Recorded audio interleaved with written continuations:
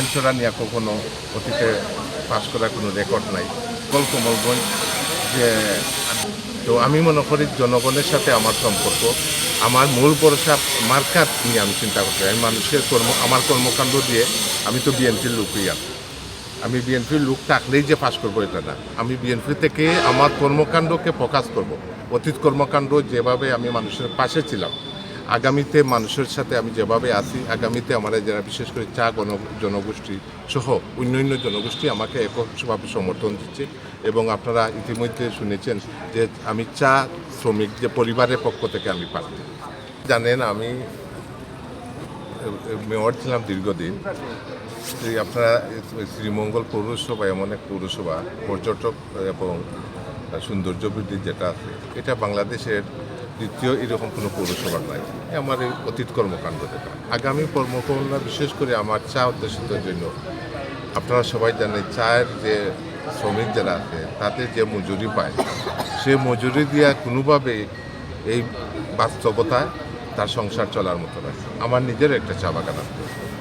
আপনারা জানেন চা বাগানে অধ্যুষিত এরিয়াতে সরকারি কোনো সুযোগ সুবিধা নাই, যেমন ইলেকট্রিক বিল এটা কমার্শিয়াল দিতে হয়, লোন কমার্শিয়াল ইয়েতে নিতে হয়, অথচ কৃষিখাতে যদি না হইতো এটা 5% হইতো, এবং অন্যান্য মেডিকেল সুবিধা, স্কুলের সুবিধা এটা কিছুই নেই চা বাগানে।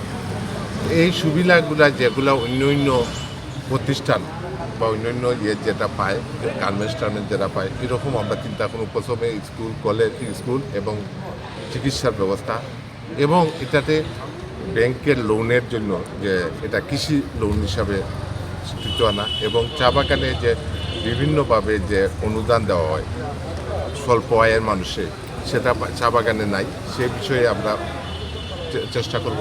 এবং চার যে বিদেশি রপ্তানি, কারণ আমাদের যে চা আছে বাংলাদেশে চা উৎপাদন হয় চাহিদার তুলনায় বেশি হয়, চায়ের সঠিক মূল্য পাওয়া যাচ্ছে না, এবং বিদেশি রপ্তানি করার জন্য যে সরকার, আমরা যে সরকারই হোক না কেন সরকারের সাথে আলোচনা করে এটা আমরা ব্যবস্থা নিব। এটা আমার মূল পরিকল্পনা। এখানে জানেন শুধু হাজিরি বাড়াইতে হলে ইনকাম বাড়াইতে হবে, কারণ আয়ের সাথে ব্যয়ের সামঞ্জস্য এটাতে। এর জন্য আমরা প্রথম বাগানটাকে স্টাবলিশ করার জন্য যা করা দরকার করা। ইতিমধ্যে জানেন আপনি ন্যাশনাল টি কোম্পানির ডাইরেক্টর, যে বাগানের দুরূহ অবস্থা ছিল, বেতন সব বন্ধ ছিল, বর্তমানে বাগান চালু হয়েছে এবং তাদের নিয়মিত হাজিরা পাইতেছে, এবং চায়ের রেট বাড়তে এবং সব চা বিক্রি হয়েছে। আপনারা দেখছেন ইতিমধ্যে পত্রিকায় আছে সবচেয়ে হাইয়েস্ট চা দাম বিক্রি হয়েছে এবং দামে বিক্রি হয়েছে। তো এগুলা তো যে আমার কিছু কর্মকাণ্ডের ফসল, এবং চা বাগানের মূলত আমি চা বাগানের যে জনগোষ্ঠী তাদের নিয়ে আমার মূল পরিকল্পনা। উন্নয়ন যেটা পর্যটক হিসাবে শ্রীমঙ্গল ইতিমধ্যে পর্যটক হিসাবে অনেক, কক্সবাজার পরে শ্রীমঙ্গল, এটার আর উত্তর বৃদ্ধির জন্য আমরা চিন্তা করছি যে বৃদ্ধির জন্য আইন শৃঙ্খলা নিয়ন্ত্রণে বা যাতে মানুষ সুন্দরভাবে আসতে পারে, এবং সৌন্দর্য বর্ধন। এবং আপনারা জানেন আমাদের শ্রীমঙ্গল কমলগঞ্জে বহু জাতির বাস, বিভিন্ন সাংস্কৃতিকভাবে আমরা এটাতে মানুষকে ধরিয়ে রাখা, এবং যাতে মানুষ আসে, আমাদের বিভিন্ন বিষয় আছে, প্রকৃতি সৌন্দর্য আছে, সে জিনিসটা দৃশ্যমান করে তোলা।